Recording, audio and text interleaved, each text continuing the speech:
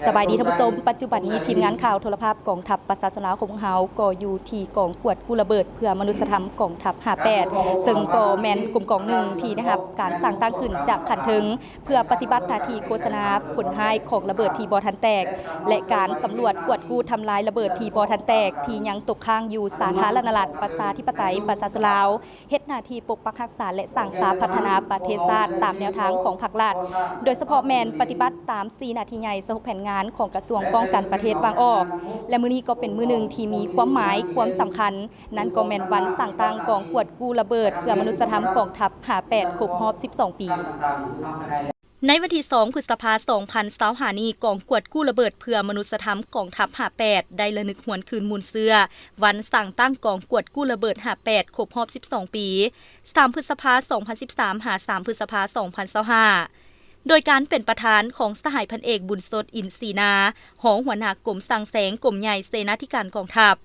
มีคณะพักคณะบัญชาแขกถึกเซินตลอดฮอดพนักงานนักโหบกองกวดกู้ระเบิดเพื่อมนุษยธรรมกอง58เข้าร่วมสหายพันโทพรแก้วอรดมหัวหน้าการทหารกองกวดกู้ระเบิดเพื่อมนุษยธรรมกอง58ได้หวนคืนมูลเสื้อวันสร้างตั้งกองกวดกู้ระเบิดเพื่อมนุษยธรรมกอง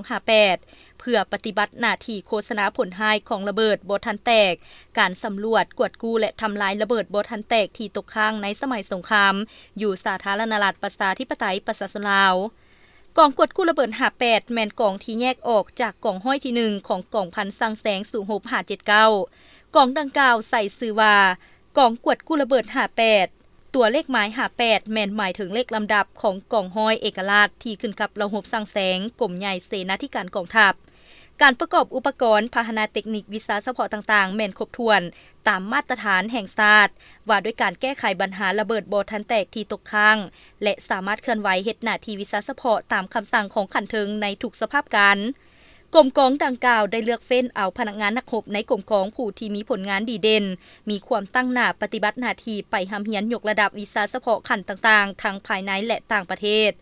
การปฏิบัติหน้าที่วิชาเฉพาะโฆษณาผลหายของระเบิดบ่ทันแตกการสำรวจกวดกู้และทำลายระเบิดในระยะที่ผ่านมานั้นได้กลายเป็นมูลเสื้อที่องค์อาจกหาญที่ล้ำค่าของตนในการปฏิบัติหน้าที่ร่วมกับวิชาการของการและองค์การอื่นๆภายใต้การซี่นำนำพาของกรมใหญ่เสนาธิการกองทัพโดยเฉพาะแมนกรมสร้างแสงโอกาสเฉลิมฉลองวันสร้างตั้งกองกวดกู้ระเบิดเพื่อมนุษยธรรมกองทัพครบรอบ12 ปีนี้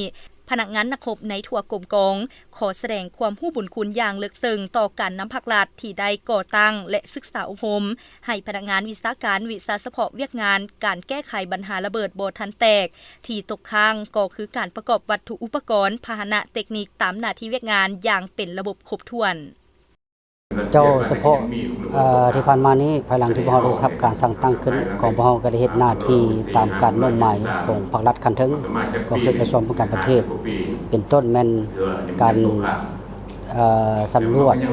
เก็บกำข้อมูลระเบิดการโฆษณาต่างๆเกี่ยวกับระเบิดนั้น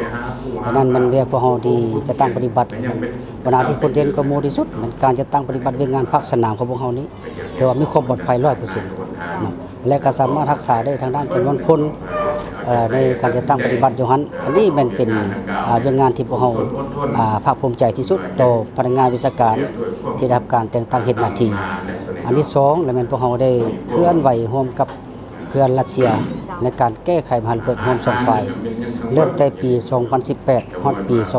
2025ซึ่งว่าได้เคลื่อนไหวอยู่ในแขวงบริคำไซแขวงขมวนเชียงขวางแขวงเวียงจันทน์และก็แขวงหัวพันแต่ว่าล่าสุดนี้ก็ถือว่ากดสำเร็จอยู่ในพื้นที่ของเมืองเวียงไซแขวงหัวพันแต่ว่ามีความปลอดภัยในตัวหน้านี้ตามแผนพวกเรานี้ได้ปรึกษาหารือกับห้องการคณะกรรมการคุ้มครองแห่งชาติเพื่อแก้ไขปัญหาระเบิดบ่ทันแตกก็คือทางกระทรวงการต่างประเทศรองประธานผู้ประจำการนั้นพวกเราก็มีแผนเกี่ยวกับในระยะต่อหน้าโดยเฉพาะแม่นการสร้างบุคลากร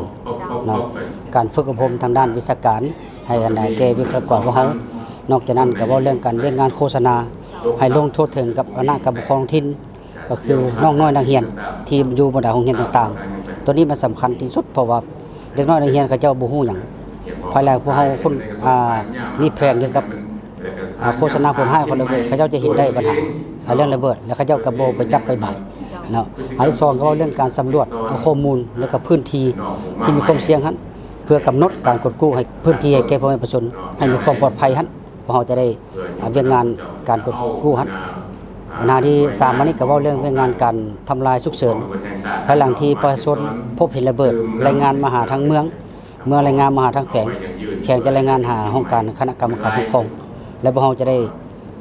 ส่งหน่วยงานไปแก้ไขให้มันทันกับเวลาที่ประชาชนพบเห็นเพื่อบ่ให้มันมีความอันตรายเพราะว่าพบเห็นแล้วเขาต้องได้แก้ไขไวที่สุดเท่าที่จะไวได้อันนี้มัน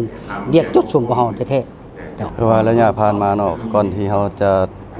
มีแผนการออกเฮ็ดเวียกเนาะเขาจะได้ขึ้นห้องแล้วก็ซ้อมห้องเวียงงานกันพากันเมืองคิดให้พนักงานงบเสื่อมซึมต่อหน้าที่การเมืองของกรมกองหลักๆในหน้าที่เวียงงานกดกู้ระเบิดมนุษยธรรมแล้วก็ศึกษานอกนั้นก็ได้นำพาเอกสารต่างๆขึ้นศึกษามอบให้พนักงานรบในกรมกองเนาะข้าพเจ้าก็มีรู้สึกเนื่องในโอกาสวันสังตั้ง